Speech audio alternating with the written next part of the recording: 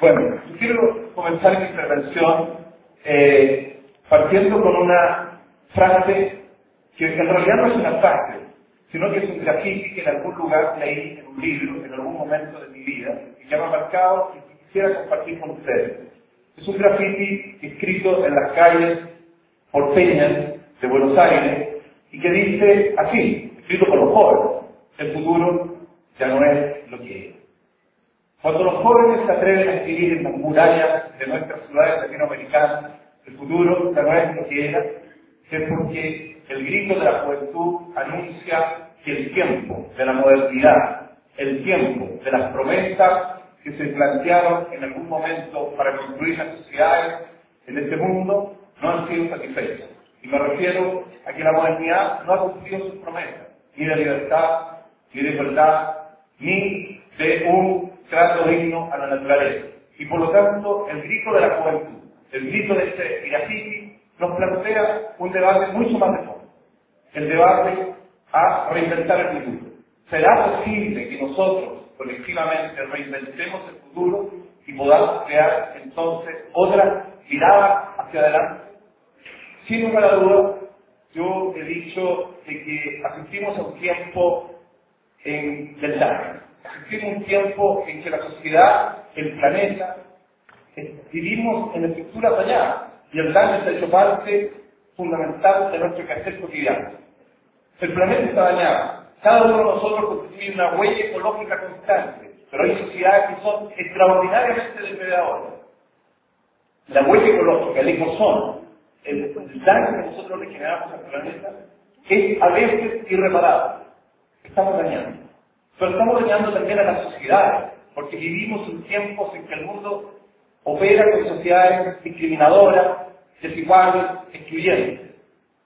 Y también estamos dañando los sistemas políticos, a las formas como se relacionan los gobiernos y las sociedades, sistemas en que existe la enfermedad de la no participación, la patología de la participación, sociedades donde no se reconoce la comunidad como el constructor legítimo para definir los destinos de sus sociedades y de sus países.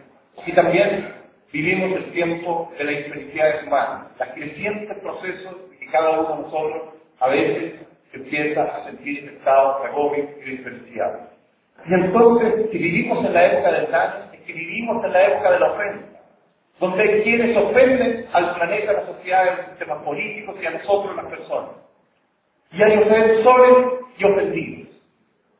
Y en ese estado de ofensas y ofendidos, nosotros, como seres humanos, necesitamos preguntarnos qué vamos a hacer, qué rol tenemos que hacer, cuál es nuestra misión, cuál es nuestra tarea hoy día, en este universo, en nuestra sociedad, en el lugar que nos corresponde vivir. Y entonces somos inevitablemente sujetos llamados a levantar una voz de resistencia frente a esta ofensa. Una voz de resistencia frente a la ofensa, pero también una voz de construcción para otro mundo que deje y supere este estado de ofensa. Y por lo tanto, será posible pensar que han llegado los tiempos para reinventar este futuro y hacer un nuevo pacto político-social en que el Estado, la sociedad civil, la ciudadanía, las estructuras económicas y las fuerzas sociales de la sociedad podamos realmente construir un nuevo pacto de alianza estratégica para resolver un nuevo tiempo de sociedad, un tiempo de sociedad donde el horizonte esté vinculado a la dignidad de la humanidad, donde el horizonte esté vinculado a la satisfacción de los derechos humanos esenciales, donde el horizonte esté dirigido a reconocer al otro como un legítimo otro en sociedades complejas y plurales. Para reconocer a la ofensa y para reconocer los sistemas de la ofensa, yo necesito tomar cuenta del estado de los sistemas y de cuál sistema quiero. Y en ese sentido, hoy día nosotros vivimos un sistema y vivimos sistemas en el mundo que pueden denominarse los sistemas de la imposición. Sistemas de la ofensa, sistemas de la imposición, donde la sociedad opera desde la desconfianza, donde la sociedad opera desde el control, la vigilancia y el castigo, donde los valores son el individualismo, son la indiferencia, y donde las personas son consideradas como objetos. Es aquello ese estado de ofensa a la cual nosotros tenemos que buscar una respuesta. Y la respuesta es un sistema de la dignidad. Frente al sistema de la imposición y de la ofensa, un sistema de la dignidad y de la construcción. Un sistema donde la sociedad esté instituida básicamente por los criterios de la confianza, de la autorregulación, del reconocimiento, donde los valores sean la solidaridad, la fraternidad, y donde la entrega y donde las personas sean vistas no como objetos, sino como sujetos.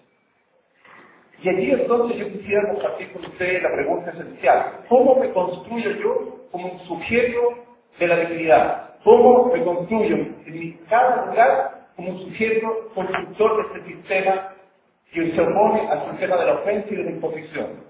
Yo quisiera ahí decir que efectivamente nosotros estamos avanzando a esta nueva cartografía. Estamos tal vez en las raíces de una crisis de civilización. Y yo tengo que entonces aprender a mirar con responsabilidad cómo me sitúo en esta crisis de civilización.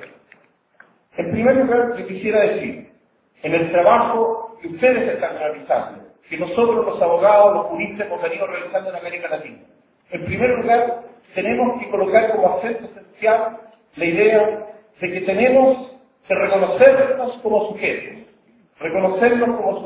individualmente y colectivamente. Yo me reconozco como un sujeto y te reconozco a ti como un sujeto y juntos construimos un nosotros colectivo que le da sentido a lo que es la comunidad. Y es una comunidad, pero no es una comunidad pasiva, no es una comunidad receptora, es una comunidad productora, es una comunidad que produce.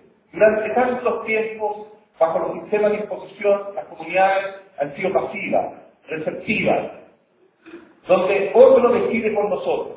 La comunidad ha llegado el tiempo para que se constituya como un sujeto productor de saberes. El saber está en la propia comunidad, en sus propias experiencias, sus propias prácticas, sus propios sentidos comunes. Reconocer la capacidad de la comunidad de producir valores, los valores esenciales sobre los cuales debe comportarse el colectivo social, los valores fundamentales sobre el cual yo instituyo el carácter de la sociedad donde vivo. Las estrategias de construcción de democracia deben surgir a partir de este proceso de participación colectiva por la comunidad. Y finalmente la comunidad es productora de juridicidad, de normas. La comunidad debe y debe ser productora de juridicidad, una comunidad que ha cambiado el eje fundamental desde dónde viene el impulso para construir la juridicidad, o desde una afuera o desde una adentro.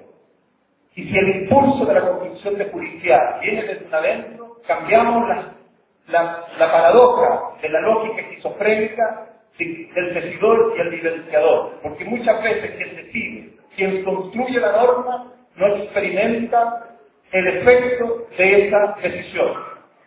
Hay que unificar que quien decide es aquel que experimenta la vivencia de esa decisión. Normalmente en nuestras sociedades, en el mundo, el efecto de un modelo de imposición ha sido que algunos han decidido por otros, y esos otros no, y aquel que ha decidido no ha experimentado la necesidad, la ausencia y la carencia de la vivencia de ese a quien le afecta la decisión. Un segundo carácter es que somos y debemos reconocerlo en el campo del derecho como sujetos del proceso. Sujetos del proceso significa que somos parte de la dimensión de producción jurídica, pero no solo de producción jurídica, sino que también de regulación jurídica y también de resolución jurídica. Las tres dimensiones sobre las cuales circula la dimensión del derecho: producción, regulación y resolución jurídica. Y ahí está el gran contenido tremendo que tiene el trabajo que ustedes están realizando en la dirección de la justicia en equidad. Porque de algún modo nosotros podemos reconocer que no es solamente la capacidad de crear una norma, sino que también de instituir la capacidad de resolver conflictos en base a criterios que la propia comunidad ha construido a partir de sus propios saberes. Pero también nosotros tenemos que ser sujetos plurales. Sujetos plurales significa de que no somos solos, sino que vivimos con un otro, y vivimos dentro de un conjunto colectivo. Y en esa interacción Nosotros no podemos operar desde la cultura del tú, que un otro decide por mí, y de la cultura del yo, que yo decido independientemente de lo que tú consideres. Inevitablemente tengo que instituir la cultura de nosotros, la cultura de la interdependencia, la cultura de la capacidad de reconocer a ese otro en un espacio plural. Y en ese sentido, la estrategia de la conflictividad se enmarca en dos direcciones. La estrategia de la conflictividad se enmarca en cómo resuelvo el conflicto en el desacuerdo con el otro. Al otro que le he reconocido una legítima esencia. ¿Cómo resuelvo ese desacuerdo? Esa es una gran parte del conflicto. Pero hay otra dimensión del conflicto, que es el conflicto frente a quien me ha impuesto, a quien me ha dominado. Y ese es un conflicto de carácter mucho más estructural. Hay que ser conflicto frente a levantarme y dejar de ser un sujeto sumiso, un sujeto ya no como sujeto, sino un objeto en decisión de un hombre. Y entonces ahí yo quisiera plantear de que hay ciertamente la capacidad de la comunidad de recuperar su carácter de confianza, su carácter de dignidad, su carácter de no confundirse cuando está produciendo un sentido colectivo de identidad. Es un teatro de operaciones. Nosotros vivimos en un teatro de operaciones complejo. Y a propósito de teatro, yo quisiera recordar la historia que nos narra la tragedia de Sófocles, Antígona, cuando Creonte determina que uno de los hermanos de Antígona debe ser muerto. Pero lo que determina que después de haberlo dado muerto, ninguna persona debe darle sepultura. Y Antígona desgarrada y desolada, ¿cómo no dar muerte a su hermano? Se revela frente a una norma y en la noche logra de a poco ir bajar a su hermano donde estaba aislado y le da una digna sepultura. Cuando Creonte lo sabe y la interpela y la desafía y le dice: ¿tú acaso has osado desafiar mi orden? ¿Quién eres tú para desafiarme a mí? Entonces ella le dice: ¿y tú quién eres para desafiar la dignidad de la vida? ¿Quién eres tú para erigirte en un Dios? Porque si hay algún mandato divino, es el que yo pueda darle sepultura digna a mi hermano. Yo creo que nosotros vamos a estar permanentemente en esta situación de conflictividad. Así como Antígona, vamos a entender que hoy día hay espacios en los cuales debemos levantar la voz de la dignidad para reconocer cuándo fijar una resolución de conflicto que vaya orientada en esta dirección de equidad.